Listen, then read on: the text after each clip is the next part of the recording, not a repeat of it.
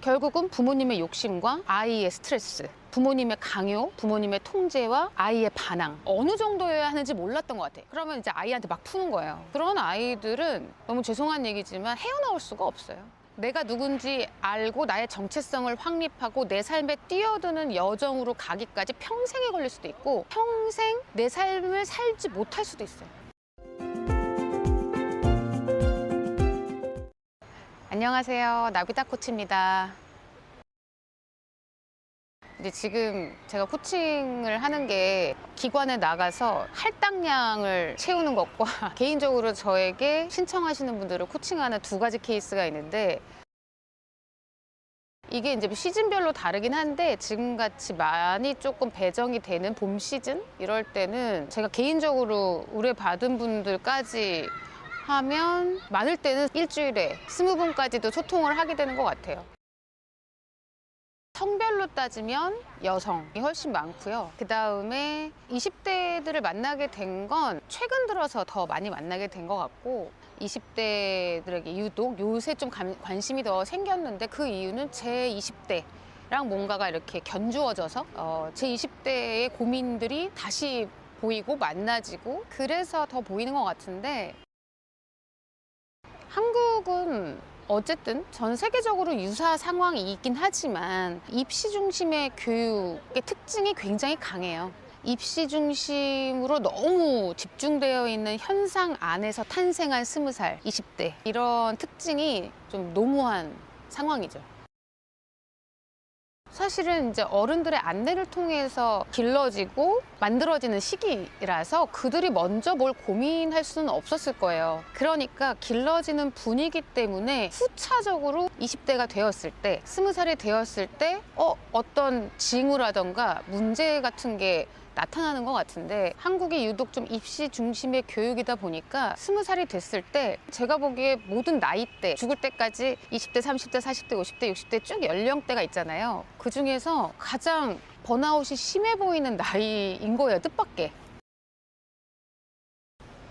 그게 그럼 어디서 번아웃이 온 거냐면, 입시 중심의 교육에서 번아웃이 온 거고, 번아웃이 왔다라는 건 지쳤다는 거잖아요. 지쳐 있으니까 몸과 마음이 건강하지 못하고, 일단은 너무 지쳤어. 근데 지친 다음에 그러면 한시름 놓을 수 있으면 좋은데, 아직까지 뭐 그동안 그래 왔고 요즘은 좀 나아지려나, 뭐 인구수도 줄고 있고 세상도 변했다고 하는 것 같은데, 제가 아직까지 만나는 20대들은 여전히 뭐에 쫓기고 있어요. 그게 보통은 또 취업이겠죠. 한 호흡 쉬어가면서 나를 돌아보고, 내가 누구이고, 나의 친구들은 무엇에 관심이 있고, 세상살이는 뭐고, 여행도 가고, 맛있는 것도 먹고, 책도 좀 읽고, 이런 식의 여가라던가 취미 이런 거 없이 그냥 또 뭔가에 막 쫓기고 있는 상태인 게 지금 20대의 모습인데, 부모와의 관계, 친구와의 관계에 큰 영향이 있다는 거예요. 입시 중심의 풍토로 인해서 가족과 친구에 다 어떤 영향을 준다는 거예요. 그러니까 한국이 꼭 20살에 대학을 가야 된다는 어떤 코스를 너무 강력하게 짜놔서 부모랑도 그 대화밖에 안 해. 부모랑도 시간을 보내는 것이 이 아이를 대학을 잘 가게 하기 위한 프로그램 안에서만 종속적으로 움직이고 있어서, 좋은 대학에 가는 것이 왠지 훗날 취업과 인생, 안정,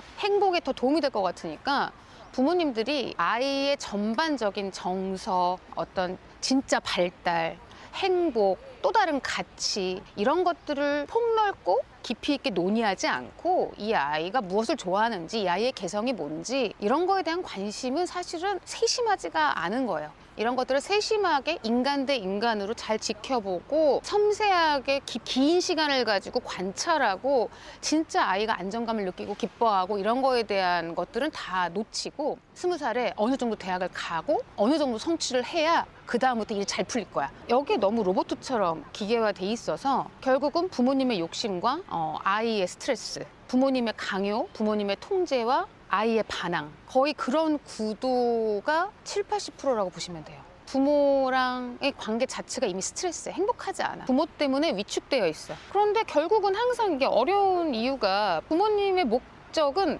아이를 행복하게 해주고 싶었던 거고, 사실은 아이를 사랑해서라는 거거든요, 디폴트는. 근데 아이는 전혀 사랑받는다고 느끼지 못하고, 아이는 생각보다 너무 괴롭고, 부모님이 자신의 경험을 너무 크게 생각해서 그게 너무 세상이야. 자기가 겪었던 어려움, 자기가 느꼈던 창피함, 자기가 느꼈던 시련이 인생 전부라고 생각해서 아이한테 너는 그렇게 살지 말라고 사랑으로서 사실 안내한 거라지만 엄청난 강요가 있어요. 그리고 자신의 불안을 다시 겪고 싶지 않아서 아이 상태를 조정을 하는 거야. 내가 불안하지 않기 위한 방향으로만 계속 안내를 하는 것. 그러면 아이는 로봇도 아니고 동물도 아니고 당연히 불행하죠. 사실은 결국은 인생을 살아가야 될 몫을 다 짊어질 건 그 아이가 커서 자기 자신인데, 본인인데, 우리 아이가 이런 모습이면 나는 만족할 것 같아. 이렇게 하다 보면 이제 아이를 엄청나게 틀에 가두는 거예요. 근데 어머니, 아버지 성격이 있어요. 그걸 부드러운 방식으로 하는 사람들조차도 결국 내 방식대로 아이를 조정하고 싶으면 과보호라는 방식을 취하고,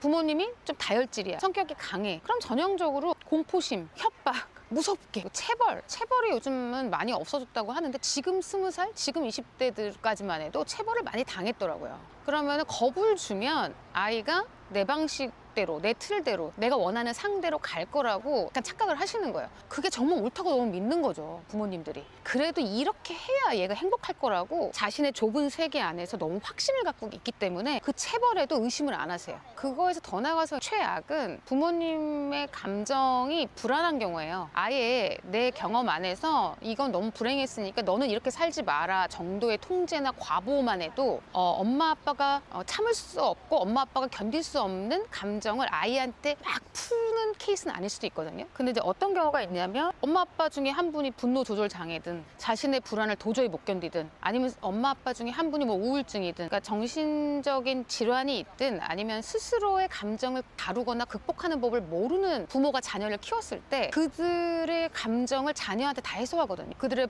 부정적 감정을 아이한테, 자기보다 약자, 뭔가 내가 낳았으니까 꼭 내 거라고 소유할 수 있을 것만 같은 착각을 일으키는 나보다 힘없는 내 자녀한테 내 감정을 다 푸는 거야. 화풀이,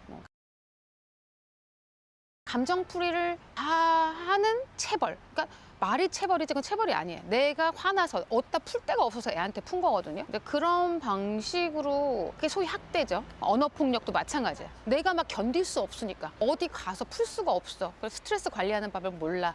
내 감정 관리하는 법을 몰라. 그러니까 그냥 갑자기 눈앞에 있는 집에, 사방이 다 막혀있는 집에서 왠지 내 맘대로 해도 될 것 같아. 내가 여기선 가장 권력자 같아. 그러면 이제 아이한테 막 푸는 거예요. 그런 아이들은 너무 죄송한 얘기지만 헤어나올 수가 없어요. 생각보다 내가 누군지 알고 나의 정체성을 확립하고 내 삶에 뛰어드는 여정으로 가기까지 평생에 걸릴 수도 있고 평생 내 삶을 살지 못할 수도 있어요. 두 번째가 그런 정도까지 감정을 막 배설하고 풀고 감정 쓰레기통으로 자식을 삼진 않았을지언정 완고하게 자기만의 고집 안에서 이 정도로 자식이 커야 돼. 이런 경우에도 아이들이 매우 괴로워하죠. 특히 그 엘리트 부모님들이 있어요. 부모님이 너무 잘났어. 부모님이 너무 잘난 케이스도 아이들이 매우 괴로워요. 자신도 모르게 자식을 잘 키운다고 한다는 방법이 나 정도 엘리트를 만들어야 된다고 생각하시는 거야. 외부에서 보기에, 남들이 보기에 내가 치과 의사인데 아이도 그 정도 키워야 되고, 이렇게 생각하니까 아이에게 맞지 않는 적성을 강요한다거나 아이에게 맞지 않는 속도로 공부를 시키려고 한다거나, 이것도 엄청난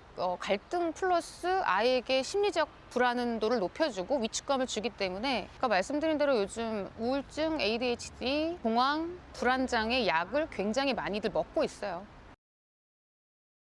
이런 방식으로 아이를 키웠을 때 한 개체가, 인간이라는 개체가 이렇게까지 불행하고 악화될 줄 몰랐던 것 같아요. 생각보다 인간이 매우 섬세하게 돌봐줘야 되고 무력한 미성년 시기에 매우 사랑받고 존중받으면서 안전하다라는 그게 어느 정도여야 하는지 몰랐던 것 같아. 이 정도면 됐지 뭐, 옛날에는 전쟁에서도 살았는데, 우리는 얼마나 가난한 데서 살았는데, 이런 할머니 할아버지들의 어떤 이런 흐름 안에서 이렇게 요 정도 한다고 뭐 애가 그렇게 괴롭겠어? 뭐 사람이 성장하는데 그렇게까지 방해가 되겠어? 그동안은 그렇게 생각했던 것 같고, 뭐 6.25가 지금 끝난 지도 벌써 70년이 이제 지나가잖아요. 그러니까 근현대 요 50년 사이에 이제 징후가 나타나는 것 같아요. 자식을 함부로 하거나 섬세하게 돌보지 않거나 욕심대로 했을 했을 때 그 부정적 영향, 양육의 부정적 영향이 한 인간의 행복에 이렇게 큰 영향을 끼친다라는 징후가 이제서야 통계가 나오고 좀 더 연구 자료들이 많아지는 것 같아서 오은영 박사님이라던가 이런 전문가들이 이제 대거 출동해서 TV에 출연하고 계속 계몽을 하고 그렇게 되는 것 같아요.